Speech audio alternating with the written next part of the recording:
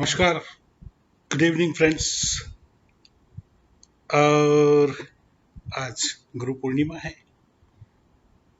बहुत सारे मित्र जो हमें गुरु मानते होंगे। मैं उनसे बोलता नहीं हूँ कि मैं तुम्हारा गुरु हूँ, लेकिन वो मानते हैं, ठीक है। मुझे एक बात समझ में नहीं आई। मैं जब से ये थोड़ा बहुत ज्ञान चक्षु खुले हैं, कह सकते हैं 2012 सॉरी 1992 1992 एक छोटा सा कोई लेख पढ़ा था और बस जमीर जाग गया था और हमने तब से कहना शुरू किया कि यार ये गुरु के नाम पर शिक्षक दिवस, गुरु पूर्णिमा, फिर उसके बाद में एक बुद्ध पूर्णिमा, और जिसे हम गोरक्ष के प्रकट होने का दिन कहते हैं, वो भी एक दिन गुरु पूर्णिमा की तरह से ही है। तो तीन तीन चार चार और पता नहीं कुछ दूसरे और भी तरीके होंगे, मुझे पता नहीं है, लेकिन 3 दिन भी मान लो, 3 में से भी एक निकाल दो, चलो कोई बात नहीं। तो 2 दिन शिक्षक को भी आप गुरु पूर्णिमा या गुरु पूर्णिमा की तरह से नहीं मानते हैं। शिक्षक दिवस और गुरु पूर्णिमा, लेकिन ठीक है साहब, कोई सुनता नहीं है। प्लेटफॉर्म की बात होती है ना। अगर प्रधानमंत्री कहे कि पेड़ लगाओ तो करोड़ों रुपए की योजना बन जाती है। मेरे जैसा, आप जैसा अगर साधारण आदमी बुढ़ाए, अरे यार बारिश का मौसम में पेड़ लगा लो, तो कोई नहीं सुनता। अरे पागल आदमी है, इस तरह की बातें होती है। तो अपन पागल से ही। मुश्किल ये है कि हम जानते ही नहीं है गुरु कौन होता है। लोगों ने बोल दिया कृष्णम वंदे जगत गुरुम, कृष्ण ने कभी अपने आप को गुरु कहा ही नहीं। अरे यहां तक कि जब कृष्ण को अर्जुन ने कहा शिष्यस्ते अहम, मैं तुम्हारा शिष्य हूं, तब भी उन्होंने नहीं कहा कि मैं तेरा गुरु हूं। उन्होंने कहा भक्तों सी में सखा, तू मेरा भक्त और मेरा सखा है। अब यहाँ पे बात आ जाती है, बात में से बात निकालते हैं हुकुम सिंह जी। देखो, तो भक्तों सी में सखा, तू मेरा भक्त भी है और सखा भी है। तो भक्ति 3 प्रकार की अब तक जानकारी में आई है, मेरे भी और बाकी दूसरे विद्वानों ने भी कही है। भक्ति, सखा भक्ति, दूसरी है दास भक्ति, एक है प्रेम भक्ति। दास भक्ति में ऐसा निकृष्ट मतलब भक्ति का रूप है जिसमें भक्त अपने आराध्य की, अपने आदर्श पुरुष की, अपने इष्ट की बुराइयां नहीं देख सकता। जैसा कि आजकल एक शब्द चल रहा है, भक्त, अंधभक्त। लोगों ने मोदी जी के फॉलोअर्स को अंधभक्त बता दिया, उधर गांधी परिवार के उनको चमचा बता दिया। चमचा और भक्त में कितना कम फर्क है, ये तो सोचने की बात है, वो एक अलग विषय है। लेकिन अभी बात करते हैं अपन दास भक्ति की। तो दासों को अपने मालिक, अपने स्वामी, अपने राजा, अपने जो भी इष्ट है, आराध्य है, उसमें अवगुण देखने की मनाही है, वो नहीं देख सकता। इसलिए मैं इसको निकृष्ट तरीका मानता हूं। दूसरा है सखा भक्ति। जैसे सुदामा ने की, बिल्कुल मित्र की तरह से, उसमें तू तपाक करके बात करता है कि अरे कृष्ण, अरे माधव, तू ऐसा है वैसा है, अरे कान्हा तू कहाँ चला गया, ऐसे ऐसे करके बातें होती है। तो वो है सखा भक्ति। तीसरी भक्ति प्रेम भक्ति, जैसे मीरा ने की, वो प्रेम भक्ति है। और प्रेम भक्ति सबसे बढ़िया रूप मुझे लगता है कि आप अपने इष्ट से, अपने गुरु से, अपने भगवान से प्रेम करो यार।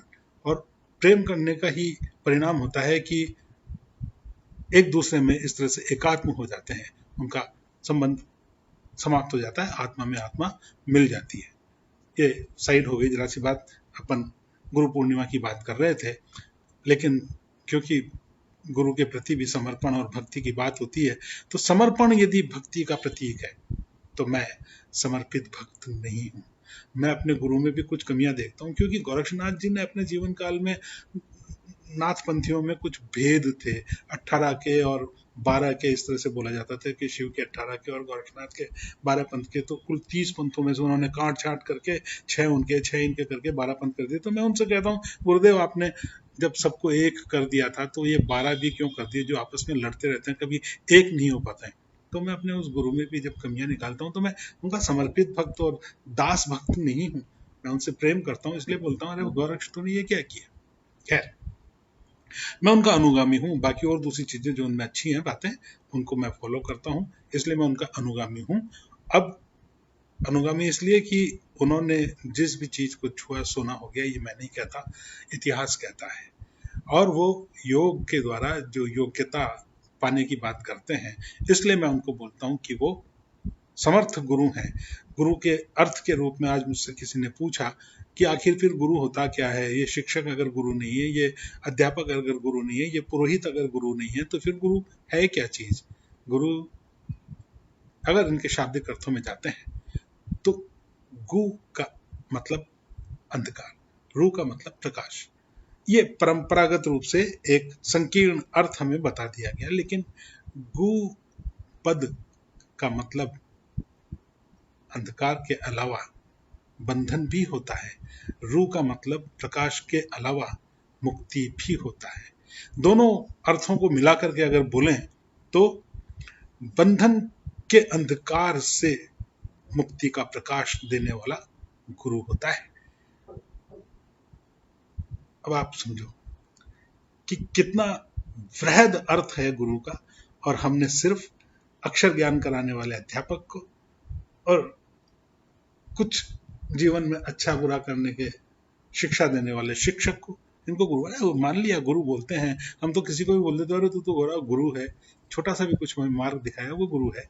लेकिन गुरु का वास्तविक अर्थ मेरे मित्रों वो है जो मैंने अभी अभी आपको बताया, जो हमें बंधन के अंधकार से मुक्ति के प्रकाश में ले जाए, वो गुरु होता है।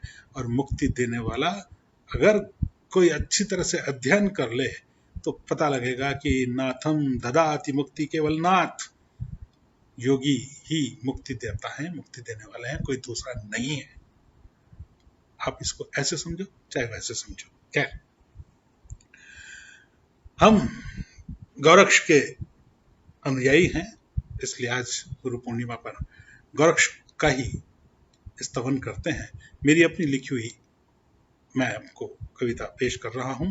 शून्य से आए अरु शून्य में ही जाए, शून्य ही शून्य में सदा रहे समाये, व्योम में नित्य ओम बन के गूंज रहा, अगम अगोचर अविनाशी बताए। गौरक्ष को अविनाशी कहा गया है। आप लोगों की जानकारी के लिए बता दूं, राम और कृष्ण उनका नाश हो जाता है, शंकर ब्रह्मा विष्णु इनका भी नाश हो जाता है। बहुत गहराई से जाकर के देखेंगे तो हम सिर्फ कृष्ण की कही हुई बात को मान लीजिए कि हम अव्यक्त मध्य देनी, यानी कि हम सिर्फ जो मध्य में व्यक्त हो रहा है उसे देख पाते हैं। तो ब्रह्मा विष्णु महेश का जीवन काल इतना लंबा है कि हम उस आदि और अंत को नहीं जान पाते, तो हम उनको अमर मानते हैं, लेकिन ऐसा नहीं है। मैंने एक कैलकुलेशन करके बताया है कि हमारी कॉपी में पूरी तरह से वो अंक नहीं आ पाता, इतना लंबा जीवन शिव का है, इसलिए वो हमें लगता है कि वो सबसे अंत में मरता है। मरता वो भी है, उनके भी जन्म होते हैं, इसीलिए तो उन्होंने बोला पार्वती तुम्हारे 108 जन्म हो चुके और मैं तुम्हारी प्रतीक्षा कर रहा हूं। केवल गौरक्ष अविनाशी घट घटवासी प्रत्येक घट में वास कर रहा है। गौरक्ष अविनाशी टले काल मिटे 84, जिसके पास गौरक्ष की भक्ति है उसका काल भी एक बार टल जाता है। अगम अगोचर अविनाशी बताए, नमो नमो नमो नमः गौरक्ष नाथाय, गुरु शिष्य समान सब नाथ नाम वेश। गुरु का नाम भी नाथ है और शिष्य का नाम भी नाथ है, वहां पर कोई डिग्री नहीं होती। इसीलिए अगर कोई साम्यवादी है, कोई समाजवादी है, कोई समतावादी है, तो वो केवल नाथ है। गुरु शिष्य समान सब नाथ नाम वेश, ऊंच नीच छांडी करत आदेश आदेश। गुरु भी आदेश आदेश बोलता है, शिष्य भी आदेश आदेश बोलता है। ढोक प्रणाम बोल करके आयुष्मान भाव जीविता रहे, और गुरु किस प्रकार आशीर्वाद देता है। नाथ पंथ में ऐसा नहीं है, दोनों ही गुरु और शिष्य आदेश आदेश बोलते हैं। आदेश का क्या मतलब होता है, इसकी एक अलग क्लास ले लेंगे हम। गुरु शिष्य समान सब नाथ नाम वेश, ऊंच नीच छांडी करत आदेश आदेश। ब्रह्म परम ब्रह्म द्वैत अद्वैत भेद मिटाए। ब्रह्म और परम ब्रह्म का भेद, द्वैत और अद्वैत का भेद मिटा देते हैं।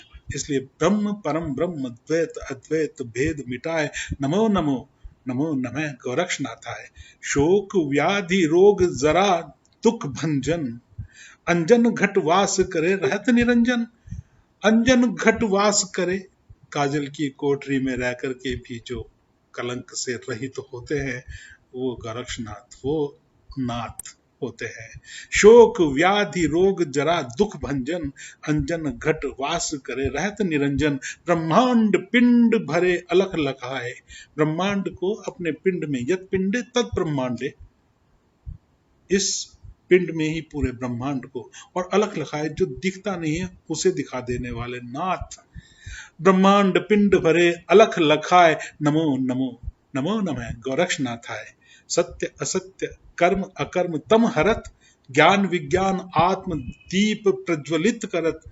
तेल बाती अगन बिनु जोत जलाए, नमो नमो नमो नमः गोरक्षनाथाय।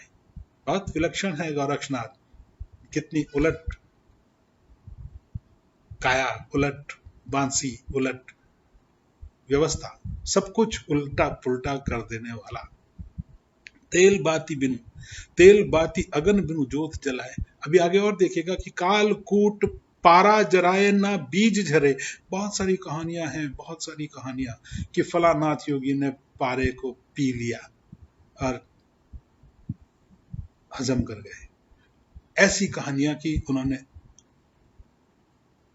कालकूट नाम का जो विष है वो पी लिया। भगवान शंकर के बारे में तो सब जानते हैं, नहीं दूसरे और भी हैं जिन्होंने कालकूट विष पी लिया। कालकूट पारा जराए ना बीज झरे। बीज झरे ये एक थोड़ी सी दुगड़ी और दूसरी तरह की बात है, उसका अभी यहाँ पर मैं ज्यादा खुलासा नहीं कर रहा हूँ। बीज झरे वंश वृद्धि के लिए जो स्पर्म है उसको झरना नहीं करते। ना बीज झरे खेचरी मुद्रा काया सिर एक सीध करे। अगर गीता के उस अध्याय शायद छठा होगा योग विद्या पर, ध्यान योग पर, तो उसमें खेचरी मुद्रा काया सिर एक सीध करे। समम काया, यस याद आ गया, समम काया शिरो ग्रीवम धार्यन्न चलम स्थिर है, संप्रेक्ष नासिकाग्रम सम दिशश्वाव नवलोकयन्। यहाँ पर खेचरी मुद्रा काया सिर एक सीध करे, ग्रीवा गौ गमन माही ऊर्ध्व कूप चढ़ाए। जीभ को उल्टा लटका करके हमारा जो कंठ तालु घंट है उसमें लगा करके और ऊपर की तरफ पहुंचा करके वहां से झरने वाला अमृत, वो अमृत का कुआं जो उल्टा है। कुएं की प्रकृति देखिए, उन्होंने वो कुआं उल्टा। ग्रीवा गौ गमन माही ऊर्ध्व कूप चढ़ाए, नमो नमो नमो नमः गोरक्षनाथाय। गोरक्षनाथाय नमो नमः गोरक्षनाथाय। इड़ा पिड़ा सूर्य चंद्र एक हूं ठोर लावे। इड़ा पिड़ा सूर्य चंद्र, सूर्य और चंद्र, हठ योग जिसे बोलते हैं, है और ठय, चंद्र और सूर्य है हठ योग। इड़ा पिड़ा सूर्य चंद्र एक हूं ठोर लावे, सुषुम्ना प्राण अपान को योग करावे। सट चक्र भेदे हठात कुंडली जगाए, नमो नमो नमो नमः गोरक्षनाथाय। सब तुझ में तू सब में यहु योग युति, यो माम पश्यति, कृष्ण कहते हैं यो माम पश्यति सर्वत्र सर्वम च मयि पश्यति, तस्य अहम न प्रणश्यामि स च मे न प्रणश्यति। यहाँ तू सब तुझ में और तू सब में, यहु योग, ये योग है कि सभी चीजें एकात्म है। द्वैत अद्वैत का जो भेद ऊपर बताया मैंने अभी आपको कि वहां पर अद्वैत नाम की कोई चीज, द्वैत नाम की कोई चीज ही नहीं है, सब कुछ एक है। ईश्वर प्रत्येक तत्व में विराजमान है। जो इस तरह की एकात्म दृष्टि से देख पाता है वो योगी होता है। सब तुझ से तू सब में यहु योग युति, देह की धूनी में श्वास श्वास आहुति, जो आधार में आधे रहा समाये, नमो नमः नमो नमः गोरक्षनाथाय। अगणित सूर्य चंद्र ग्रह नक्षत्र तारे, गो गमय गति गावै रक्ष रक्ष पुकारे, सोहम सोहम सोहम नाद सुनाए, नमो नमो। अनहद नाद जिसे कहा जाता है, हमारी श्वासों में बज रहा है। सोहम सोहम सोहम का जाप करो रे यारों, सोहम सोहम सोहम सोहम सोहम अनहद नाद सुनाए, नमो नमो नमो नमः गोरक्षनाथाय गोरक्षनाथाय। आसन बंध मुद्रा नाड़ी शोधन निर्मल मन, सुख दुख में सम बुद्धि रहे सदा प्रसन्न, सहस्त्र दल कंवल निसरत वारुणी पिलाए। सहस्त्र दल कंवल मैंने बताया ऊर्ध्व कूप, ऊपर ऊंचा एक उल्टा कुआं, वो सहस्त्र दल कंवल वाला निसरत वारुणी, उससे जो झर रही है टपक रही है वारुणी, वो वारुणी पिलाए, नमो नमो नमो नमः गोरक्षनाथाय। धरती ऊपर मैंने बताया उलट मानसी उलट कथनी, धरती ऊपर अंबर नीचे उलट दे माया, कंबल बरसे पानी भीगे, कंबल बरसे पानी भीगे, तरु ऊपर छाया, पेड़ के ऊपर छाया, कंबल बरस रहा है और पानी भीग रहा है, कंबल बरसे पानी भीगे तरु ऊपर छाया, तीरथ करे गंगा, गंगा तीरथ करने जा रही है, तीरथ करे गंगा, सुआ बिल्ली खाए, नमो नमः नमो नमः गोरक्षनाथाय, सुर नर किन्नर मुनि यक्ष गंधर्व देव दैत्य दानव नाग वानर सब करत सेव, ब्रह्मा विष्णु महेश भी पार न पाए, नमो नमः नमो नमः गोरक्षनाथाय, बाल यति गोरक्ष बालक रूप न खोए, जीव जगत हित युग युग प्रकट होए, राम केवल द्वापर युग में प्रकट होंगे, कृष्ण केवल त्रेता में। उल्टा बोल दिया क्या? पकड़ लिया आपने? जानबूझ करके बोला है। उनकी एक समय सीमा है कि उस युग में पैदा होंगे, उनका रूप निर्धारित है कि वो केवल इस रूप में प्रकट होंगे, लेकिन ये गोरक्ष के लिए ये बंधन नहीं है, वो युग युग में प्रकट होते हैं। महाभारत में भी प्रकट थे, रामायण में भी प्रकट थे। अब कोई बोलेगा कि रामायण में कहां प्रकट है साहब? रामायण काल की बात करो भाई। और रामायण में अगर नहीं है, गोरक्षनाथ नाम नहीं है, नाथ कितनी जगह पर नाम होगा? अब आप कहेंगे कि नाथ तो एक पद है, ये है वो है, बकवास, फालतू बकवास। नाथ उस समय भी, सतयुग में भी, द्वापर में भी, त्रेता में भी, कलयुग में भी, 16वीं शताब्दी तक, उसके बाद में सुंदर नाथ जी नाम से जिनको कहा जाता है कि वो बिल्कुल गोरक्ष रूप में थे। नेपाल के राजा रतन नाथ देव वो गोरक्ष रूप में थे। अरे कितनी सारी बातें हैं, एक अलग चर्चा कर लेंगे। अभी कविता सुनिए आप। बाल यति गोरक्ष हमेशा बालक रूप में नजर आएंगे, गोरक्ष बालक रूप न खोए, जीव जगत हित युग युग प्रकट होए, विचरण करे जगत में ले सूक्ष्म काय, नमो नमः गोरक्षनाथाय, चंपल चंचला मैना किनी कामरू देश, भंवर गुहा में भ्रमित फिरे मीन वेश। एक बहुत आध्यात्मिक कथा आख्यायिका कि जाग मच्छंदर गोरख आया। आखिर क्या है, लोगों ने बोल दिया वो तो साहब शंकराचार्य जी ने इस तरह से परकाया प्रवेश के द्वारा काम सूत्र या काम शास्त्र का ज्ञान प्राप्त किया और तब मंडन मिश्र को हराया था। अरे यारो, आ जाओ जरा सा बहस कर लो। मंडन मिश्र को हराया था, मत्स्येंद्र नाथ ने किया था भाई। मत्स्येंद्र नाथ ने परकाया प्रवेश किया था। चंचला और मैनाकिनी नाम की जो कामरूप देश की रानियां थी, राजा एक्सपायर हो गया था और तब उस राजा के शरीर में प्रवेश करके मत्स्येंद्र नाथ ने उस काम शास्त्र का ज्ञान प्राप्त करके और फिर उसके बाद में उस शास्त्रार्थ में उस को हराया था। लंबी कहानी है, थोड़ा समझने की जरूरत है। चपल चंचला मैनाकिनी कामरू देश, भंवर गुहा में भ्रमित फिरे मीन वेश, चेते मच्छंदर जब गोरक्ष यति जगाए, जाग मच्छंदर गोरख आया, अलख निरंजन जाग मच्छंदर, चेते मच्छंदर जब गोरक्ष यति जगाए, नमो नमः गोरक्षनाथाय, अनंत जन्मों का प्रारब्ध जब जागे, बंधन टूटे मिटे 84 काल भागे, गुरु मिले गोरक्ष तो मोक्ष हो जाए, नमो नमः गोरक्षनाथाय। मेरी भक्ति और मेरा पिंड है काचा, आपकी शक्ति आपका शब्द सांचा, दर्शन हो अब आप ही करो उपाय, गुरुदेव नमो नमः गोरक्षनाथाय। एक बात और बता दूं, आज बहुत सारे लोगों के पांव छूते हुए इस तरह से मैंने देखे। आप लोग जानते हैं पांव छूने का तरीका क्या है? पांव छूने का तरीका वो नहीं है कि गए दोनों हाथों से हमने और जाकर के दोनों पांव छू करके और माथे पे लगा लिया, आंखों पे लगा लिया, नहीं मित्रों। इस प्रकार से उंगलियों को बांधा जाए, हाथ को क्रॉस किया जाए, और जिस भी किसी के, हालांकि नाथ संप्रदाय में पांव छूने की परंपरा नहीं है, मैं आपको बता दूं, लेकिन फिर भी ठीक है। अब ये लोकाचार की बात हो गई और पांव छुए जाते हैं, कोई बात नहीं, क्योंकि नाथ संप्रदाय में मैंने बताया कि गुरु और शिष्य दूर से ही आदेश करते हैं, और एक शंभु आदेश नाम का शब्द है हमारे यहाँ पे, जिसका एक तरीका दूसरा है, वो तरीका अभी मैं नहीं बता रहा आपको, मैं आपको पाँव छूने, क्योंकि आपकी परंपरा है पाँव छूने की, आप छूइए। पाँव कैसे छुएंगे? हाथों को क्रॉस करेंगे, दोनों उंगलियां, ये जो दो उंगलियां हैं, इनसे दोनों चरणों के अंगूठों को छुएंगे और उसके बाद में आप लगाएंगे। कारण क्या है?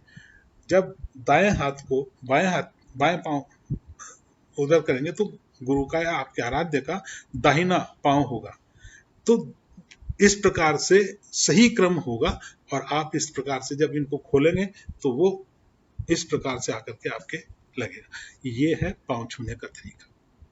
मानो तो आपकी मर्जी है भाई साहब, न माना तो अपनी राधा को याद करो। नमस्कार, जय हिंद, जय भारत।